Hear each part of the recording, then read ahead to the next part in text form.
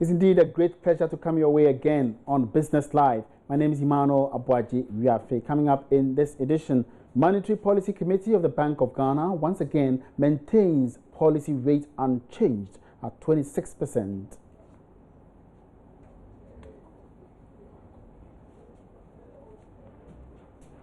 Meanwhile, latest figures from the Bank of Ghana puts Ghana's total public debt at 105 billion Ghana cedis as of May this year.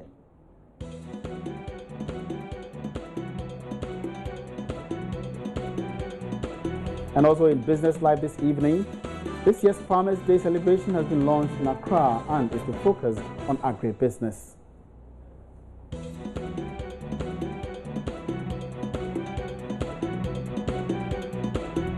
So these are the headlines. You can get interactive with us by tweeting at JoyBusinessGH is the handle, and you can also reach us on Facebook. Our page is Joy Business. For more business news updates, log on to myjoyonline.com/business. We'll be right back with the details.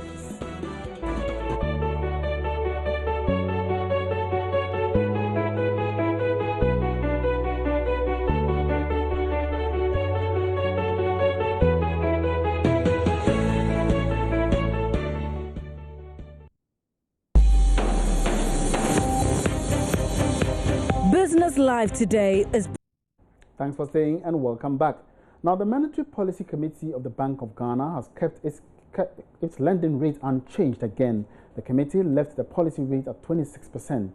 This is about the fourth consecutive time since November last year that the rate has been maintained. Speaking at a news conference to announce the new rate, Central Bank Governor Dr. Abdul Nasiru Isahaku noted that threat to the economy was not that bad in terms of its outlook.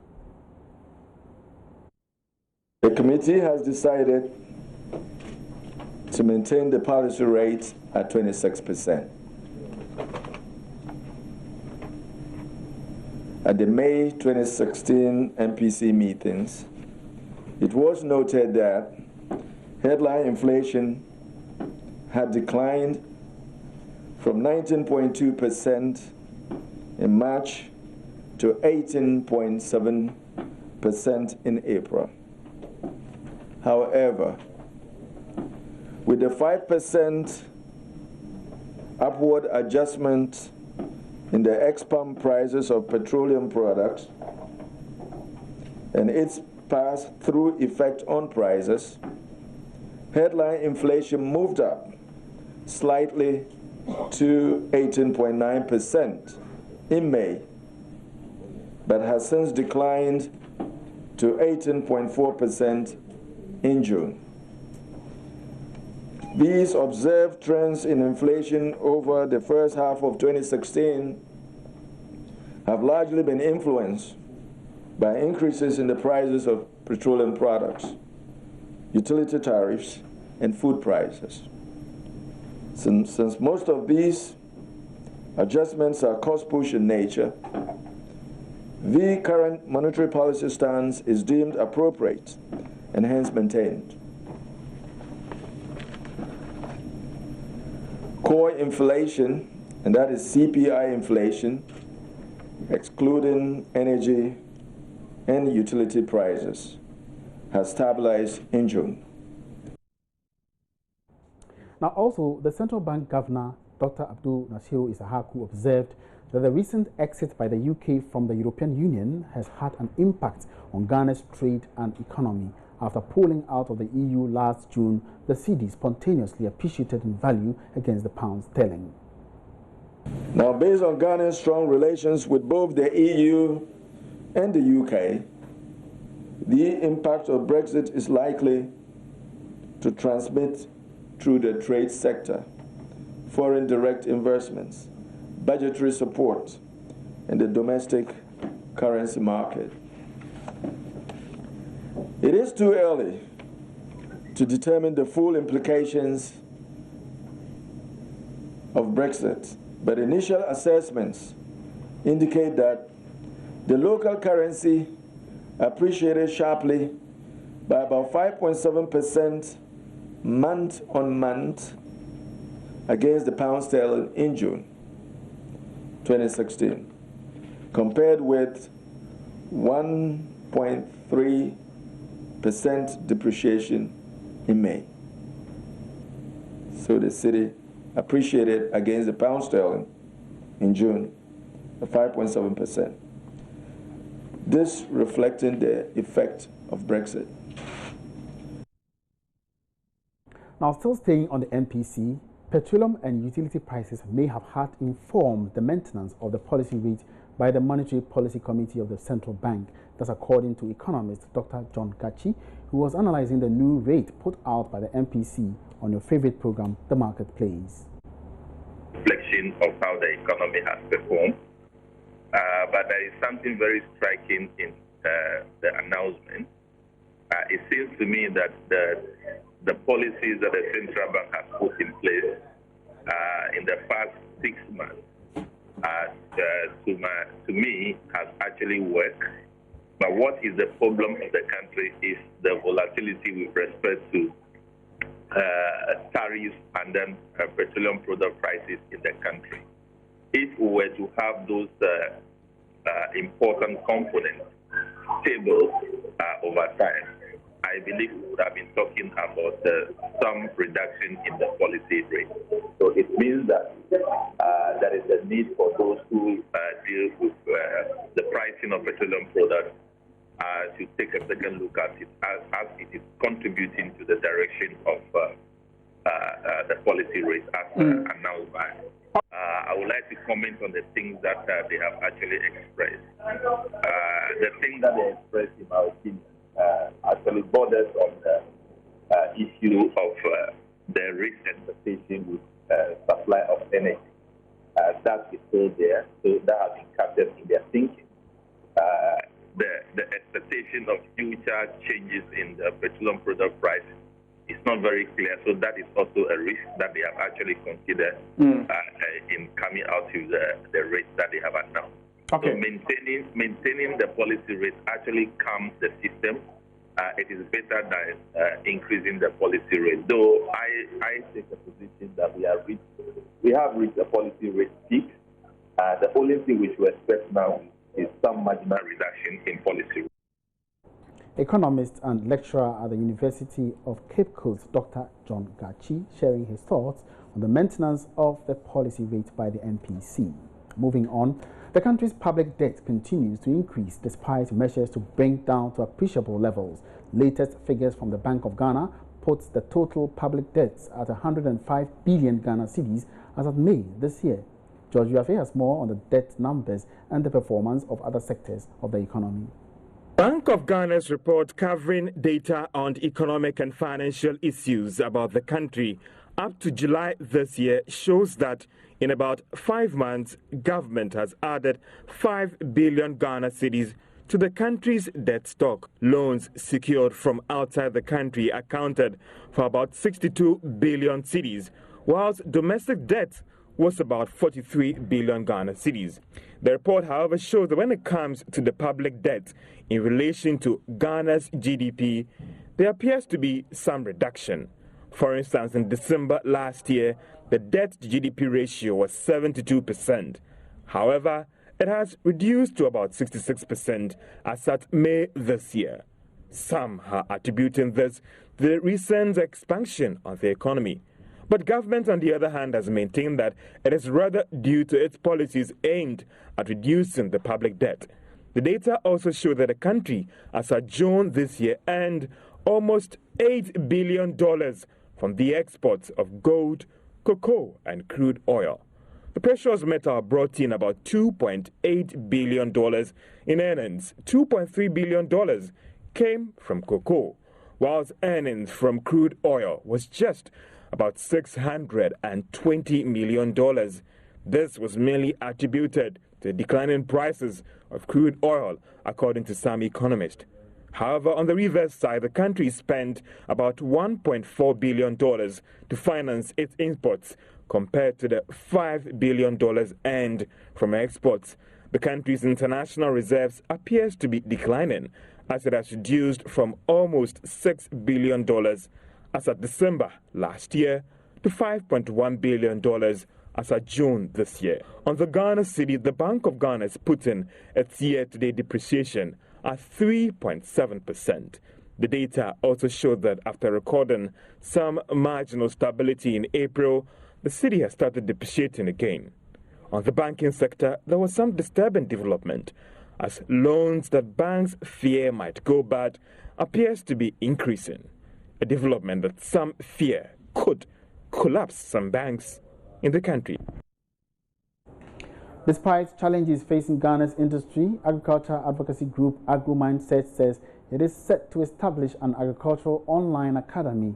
This is to help young farmers access agriculture-based education from any part of the world for free through internet access. Speaking to Joy Business, founder of Agri Mindset, David Esiama, said the lack of appropriate education in farming technologies is a disservice to agriculture. Certain challenges because of the depreciating currency. Then we could start a logistics as well, which is helping young farmers and new farmer entrants to have effective links to market. We are looking at building an academy, an online agriculture educator program where people can learn agriculture for free anywhere, anyhow, provided there is technology and there's internet. We started off as a youth and agriculture advocacy group, educating young people on the perspective of agriculture, its self-employment role and wealth creation. But then we realized that young people want a demonstration. We realized that young people want something evident, to see something. They want to see something hopeful. So we started off our farms, and initially we didn't have a piece of land. We rented, right? We took our time to build capacity to buy this piece of land to build this big structure, which we completed in a month of in about 1.5 months. And I think you can't go beyond what you are prepared for. We face certain challenges. Right, so David Esiama is scheduled to speak at the maiden edition of the Joy Business Talks, scheduled to take off at the Alisa Hotel here in Accra tomorrow at 5 p.m. Meanwhile, the Ministry of Agriculture has launched this year's Farmers' Day celebration with a focus on agribusiness. Darryl Kwao was at the launch and has this report. Over the years, the contribution of agriculture to the growth of the economy has declined. The theme for this year's Farmers' Day celebration, Agriculture, a business response to economic growth, according to the Minister of Agriculture, Alhaji Muniru Limuna, underscores the need for sustainable and responsible investments to grow the sector. There is no doubt that increased agriculture production could save the country foreign exchange, generate employment, and considerably improve food security in the country. This is the more reason why government is creating the enabling environment by establishing farm service centers, rehabilitating existing irrigation schemes, as well as developing new ones. Honorable Chairman, the clarion call, therefore, is to the private sector to partner government to substantially invest in the agriculture sector. This will provide the needed support for the hard-working farmers and fishers to improve upon their performance, to enable them speed up the growth and development of agriculture sector and contribute their quota to Ghana's gross domestic product, GDP. Deputy Minister of Fisheries and Aquaculture, Benita Sena Okitijia, who also addressed the ceremony, called on investors to take advantage of the available business opportunities in the fisheries sector. Currently, there are business opportunities available for investors to access in the entire aquaculture value chain production, especially fish feed production, production of fish such as tilapia, catfish, and shrimp, etc., in either fresh water or in mariculture, processing and marketing. Government is also implementing policies aimed at creating the enabling environment for investors to invest in the sector. This year's Farmers' Day celebration will be held on the 7th of October at Kintampo in the Bono Ahafo region. Now, one of the major setbacks to increase agricultural productivity is post-harvest losses. Despite various interventions by successive governments to contain the situation, it continues to be the bane of agriculture in the country. Let's get some statistics on post-harvest losses.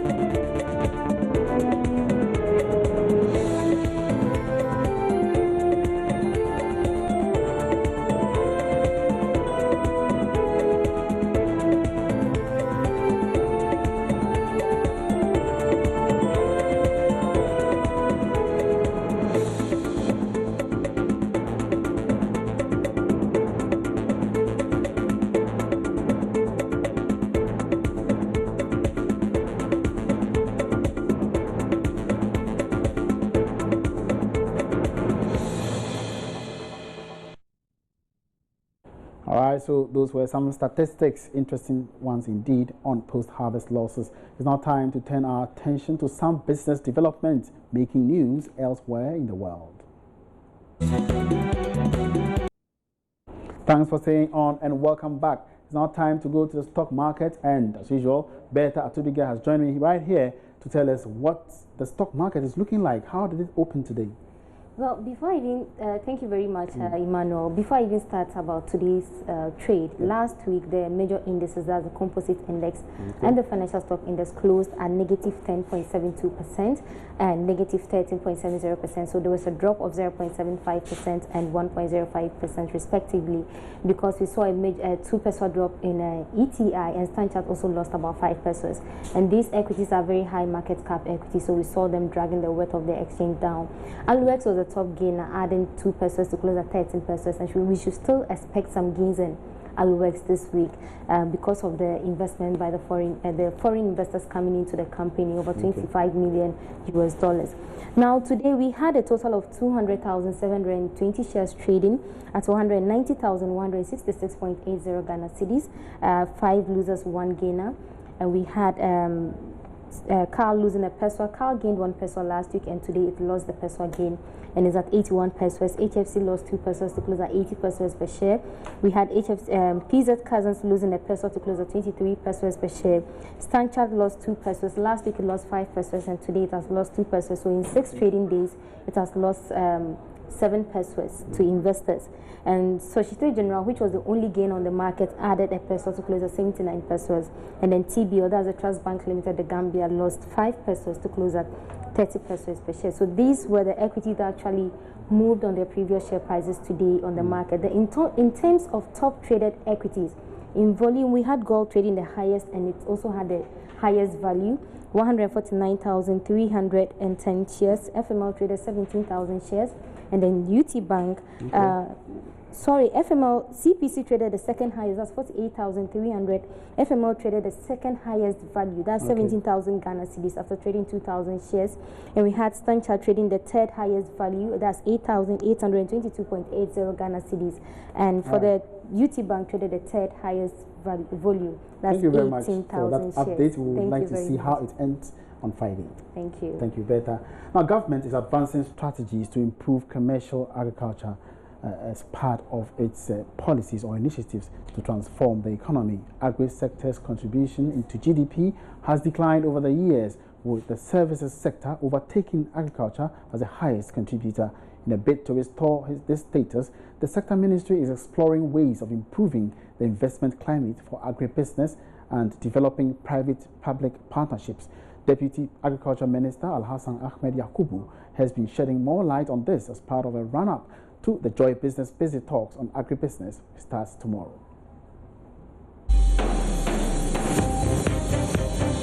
The investor is not going to bring his money to put into any form of agricultural processing if the infrastructure is not really there. Infrastructure such as power, infrastructure such as roads, infrastructure such as irrigation infrastructure, and so on.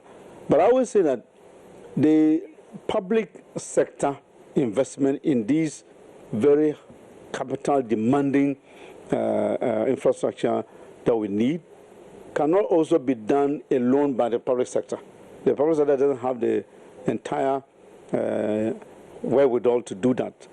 It has to partner the very private sector that has to do the investment as a form of partnership to get those pieces of infrastructure in place so that investment can take place. For instance, if you take... So you do make a date tomorrow at the Joy Africa, the maiden edition of Joy Business Talks on Agriculture or Agribusiness, which comes off tomorrow at the Alisa Hotel. That's how come we wrap up the program tonight. Thank you very much for your company, and do join me again another time. My name is Mano Abwaji Yapi. Good evening.